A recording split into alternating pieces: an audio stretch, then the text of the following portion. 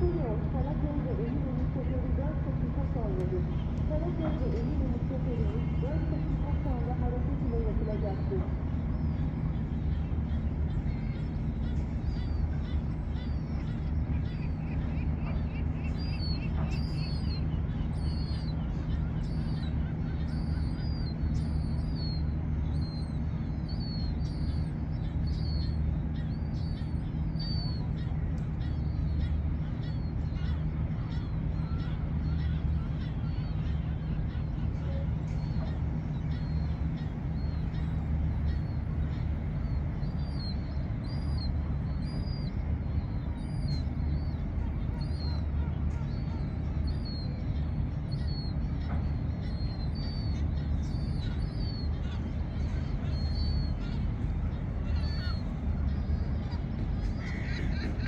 Sayın yolcularımız, bu yol Karaköy ve Eminönü seferi 3 dakika sonradır.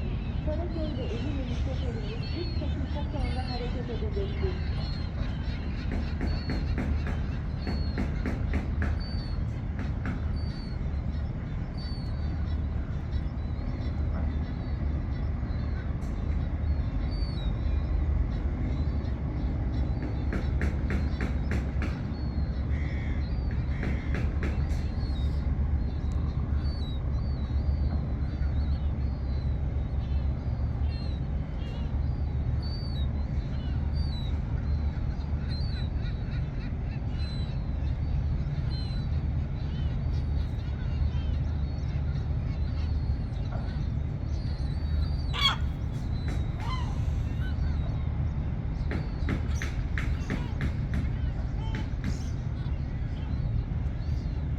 Sayın yolcularımız, bu yol Karaköy ve Eminönü seferi 2 dakika sonradır.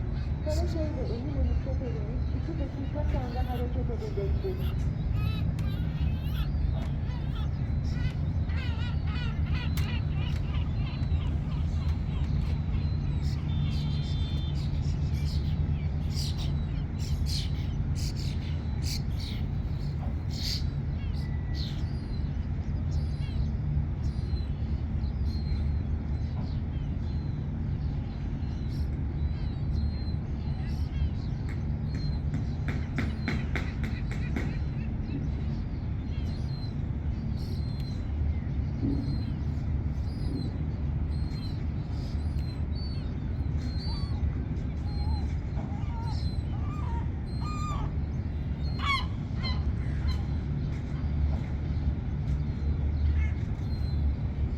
Sayın yolcularımız, bu yol Karaköy ve Eminönü seferinin hareket saati gelmiştir.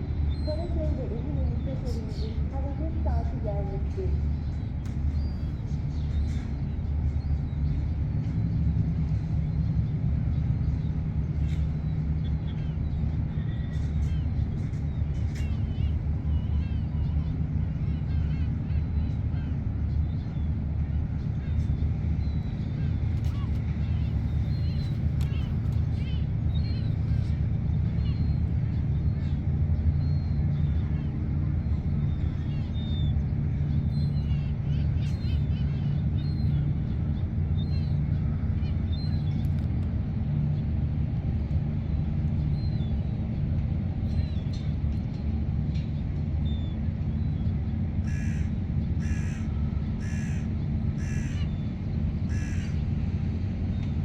Sayın yolcularımız, bu yol Karaköy ve Eminönü